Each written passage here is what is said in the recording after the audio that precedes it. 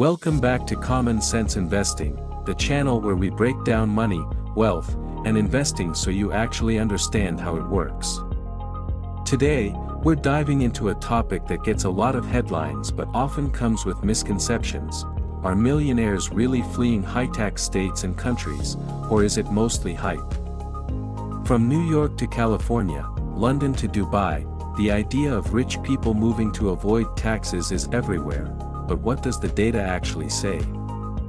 Stick around, because the truth might surprise you, and it could change the way you think about taxes, wealth, and even investment strategy. Don't forget to like, subscribe, and hit the bell so you never miss a video that makes complex finance simple and actionable. Whenever tax policy comes up, there's always the warning: raise taxes and the rich will leave. Headlines make it sound dramatic: New Yorkers moving to Florida, Californians fleeing to Texas, Londoners relocating to Dubai or Switzerland. On paper, it seems simple: high taxes push wealthy people away. But the reality is far more complex. While a handful of high-profile individuals might relocate for tax or lifestyle reasons, studies consistently show that the vast majority of millionaires stay put. In New York, for example, despite decades of warnings about tax-driven departures, the city's millionaire population has grown steadily. Similarly, London remains a global wealth hub even as some billionaires move elsewhere. The takeaway? Most wealthy people prioritize business opportunities, networks, and lifestyle over small tax differences. The media highlights dramatic exits because they make good stories, but they don't reflect the larger reality. Economists often reference the Laffer Curve when discussing taxes. The idea is simple: there's a point where raising tax rates reduces government revenue because it disincentivizes work or drives people away. While the theory is sound, it's frequently misused to argue that any tax increase will trigger mass departures of the wealthy. In reality, most countries, including the US, operate on the side of the curve where increasing taxes on top earners would actually raise revenue, not lower it. A 2017 OECD study across 27 countries found that most were far below the revenue maximizing rate, meaning moderate tax increases on top earners would bring more money into government coffers rather than push millionaires out. The fear of capital flight is often more political rhetoric than economic reality. Let's look at the numbers. According to UBS's 2024 Global Wealth Report, the reported number of millionaires moving abroad represents roughly 0% of the global or national millionaire population. Even in places like New York or London, where stories of fleeing millionaires dominate the news, the actual outflow is negligible. And even if we account for wealthy immigrants moving elsewhere, the data shows that local, homegrown millionaires overwhelmingly remain. One reason is opportunity.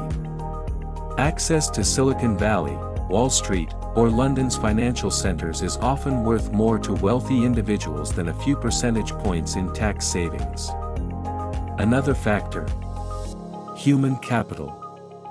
Losing skilled professionals like doctors, engineers, or financial managers would hurt the economy far more than a billionaire moving a portion of their wealth abroad. Money can be moved, but expertise and networks can't. Take New York, for example.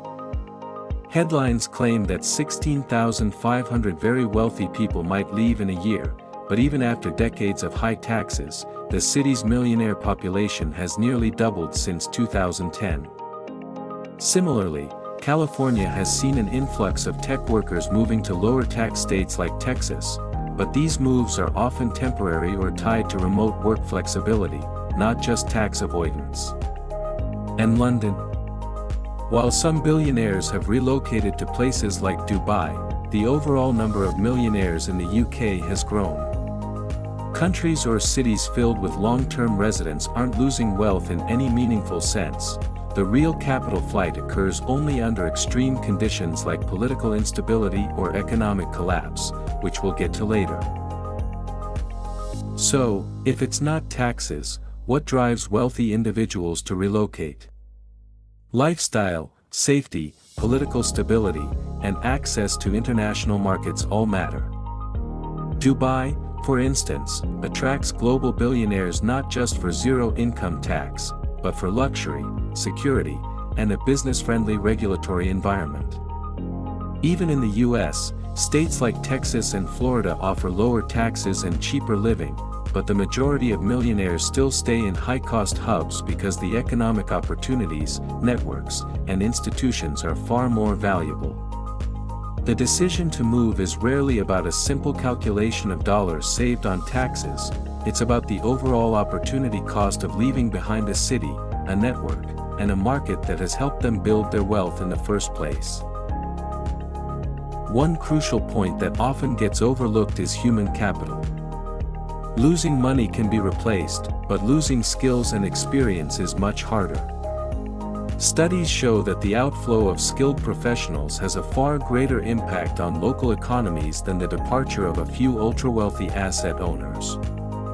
For example, countries like Venezuela, South Africa, and Russia have experienced capital flight, but the real damage came from losing doctors, engineers, and institutional managers, not just millionaires relocating their assets. Wealth is mobile, but expertise is tied to institutions, culture, and local networks.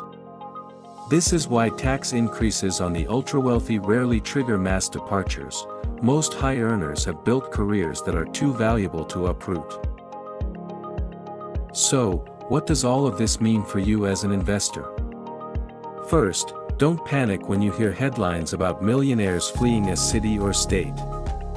Most wealthy people stay put, meaning that economic hubs like New York, London, and San Francisco remain strong areas for investment.